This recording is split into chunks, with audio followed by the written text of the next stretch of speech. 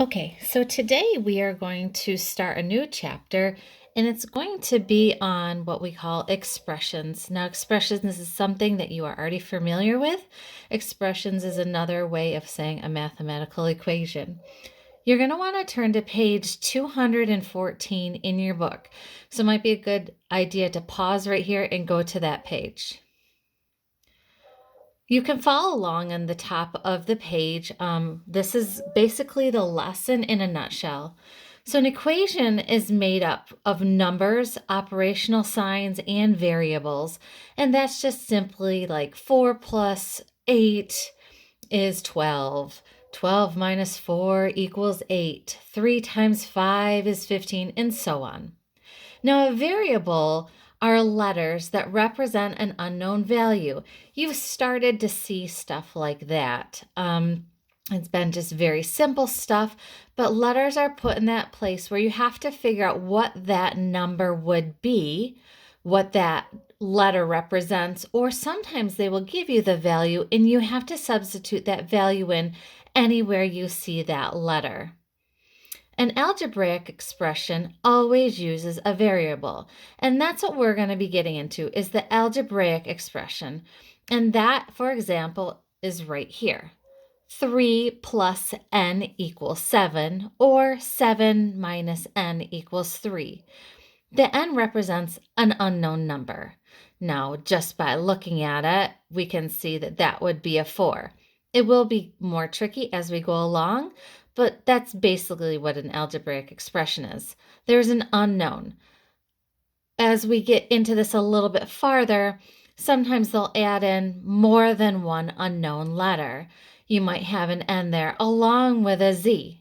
So this isn't the end of how difficult it will get. But this is just the beginning, so it's simple at first. When using multiplication, we have something called a coefficient. A coefficient is a fancy word for a number that is written right before a variable. For example, down here, it says 3n equals 21. Now that's multiplication. When you multiply the coefficient times the unknown number, the variable, you don't have to put a times sign in there. As you see, it just says 3n. We automatically know that that is multiplication. If you didn't know that before, you will now. If there's nothing in between them, always assume that you're going to be multiplying unless it says otherwise. But in math, it's multiplying. So here it says 3n equals 21. That would be a 7. N would equal 7.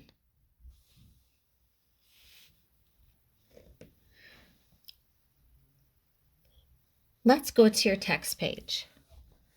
So for example, we have here number 1. Now please excuse my tiny board. I used to homeschool for like 1 year, and of course I got rid of all my stuff thinking I'll never teach from home again. So I actually have to come up with a bigger board, and hopefully I will have that the next time I do this, because as you can see, this isn't erasing good and I can't be in front of the camera at the same time.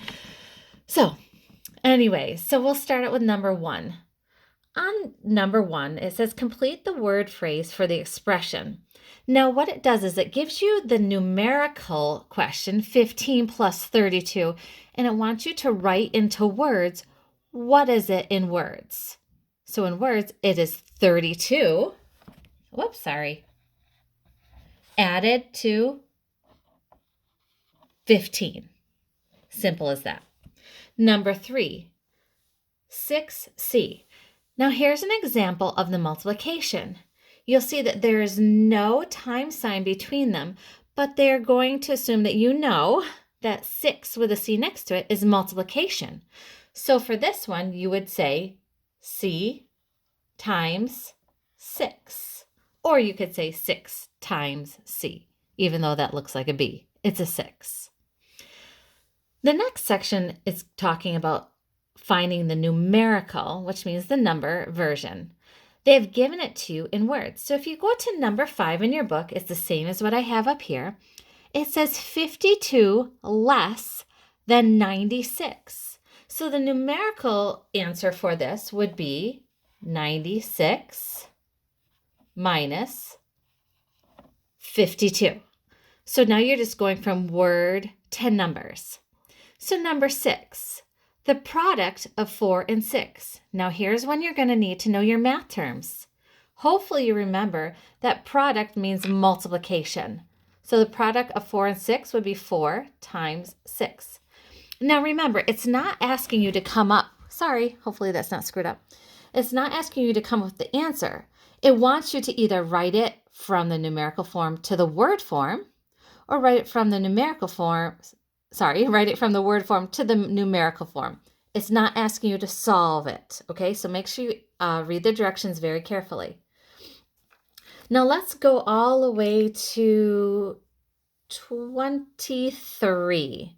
So 23 says, write the algebraic expression. Identify what variable represents in the expression. Now remember, variable is the unknown, and that's where you're going to use the letter. Now for this, you get to choose whatever letter you want to solve these problems. I'm going to pause you just for a second so I can get it set up. All right, so let's go to number 23. It says the pet shop sold 3 of the parakeets. What it wants us to do is write an algebraic expression, meaning we're going to have a letter in there. It did not ask us to solve it. It just asked us to write an equation. So the pet shop is the unknown.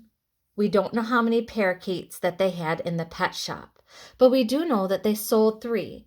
So we need to use the first number as the unknown parakeet that we started with, and you can use, why don't we use P for that? P for parakeet. And we know that they sold 3, so we're going to minus. So the answer for 23 would be P minus 3. P being the parakeets we started with, minus 3 is how many were sold. Not too bad. So let's move to 27. The apples were divided into 8 bags. Well, we know that there were 8 bags, so we're going to separate it into 8 different things, but do we know how many apples there were to begin with? No, we don't. So we're going to have A represent apples divided into 8 bags. And that would be the answer for 27. Not too bad. So for all of the ones in that section, you're going to use an algebraic equation. So you're going to have a letter and then whatever number that they told you to have in the short word problem. And you're going to have to figure out what you're going to do, whether it's divide, multiply, subtract, or add. If you skip down to 29, it says evaluate the expression. Evaluate, remember, means solve. That's just another word for solve. So it says solve the expression, let x equal 3. Now in this part, they actually tell you what that algebraic number equals. And in this one, it equals 3. So for 29, it says 2x minus 5. Now in this one, they are having you solve. So you're going to want to, you're going to want to put an equal sign on this because you're going to have to figure this out. Now x, it already told you, equals 3. So what did we say when there was a letter right next to it? We multiply. So it's like saying 2 times 3 minus 5.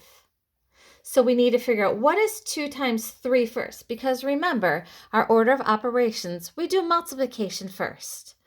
So 2 times 3 is 6. Sorry for my nasty handwriting. Minus 5 is 1. So it's easy to solve when they give you an amount for x. And like I said, it's going to be easy at first and we'll get a little bit more difficult. So for today's work, I'm just going to be having you work on page 215. We're going to be doing 14 through 32 evens.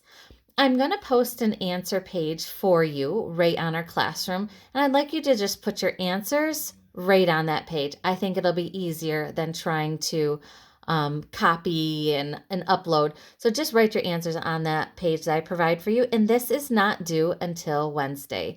So if you have any questions, I'll be on. I can send you helpful hints or some more examples.